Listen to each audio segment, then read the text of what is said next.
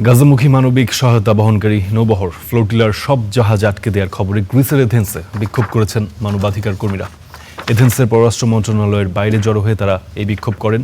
তারা অভিযোগ করেন ফ্লোটিলার 5টি জাহাজে গ্রিক নাগরিকরা ছিলেন, এদের মধ্যে একটি জাহাজ ইসরায়েল আটক করেছে বলে অভিযোগ করা হয়েছে। তারা জানান পূর্ব ভূমধ্যসাগর ইসরায়েলি বাহিনী তাদের 28টি জাহাজ আটক করেছে। বাকি 26টি জাহাজ এখনও গাজার দিকে অগ্রসর হচ্ছে। বিক্ষোভকারীদের মধ্যে ফ্লোটিলা কর্মী, যুদ্ধবিরোধী আন্দোলনকারী ও ফিলিস্তিনি কমিউনিটির সদস্যরাও ছিলেন। তারা ফিলিস্তিনের পতাকা উড়িয়ে স্লোগান দেয়। এক পর্যায়ে কিছু বিক্ষোভকারী ভবনের প্রবেশ পথের সামনে অবস্থান নেন। গ্রিসের পররাষ্ট্র মন্ত্রণালয় এক বিবৃতিতে জানিয়েছে তারা ফ্লোটিলার পরিস্থিতি নিবিড়ভাবে পর্যবেক্ষণ করছে এবং ইসরায়েলি কর্তৃপক্ষকে গ্রিক নাগরিকদের নিরাপত্তা নিশ্চিত করতে প্রয়োজনীয় সব ব্যবস্থা নেওয়ার অনুরোধ জানিয়ে কূটনৈতিক নোটিশ পাঠিয়েছে।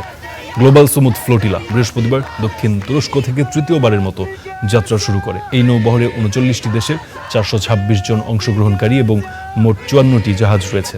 এর আগে তাদের 2টি বহর আন্তর্জাতিক জলসীমায় আটকে দেয় ইসরায়েল।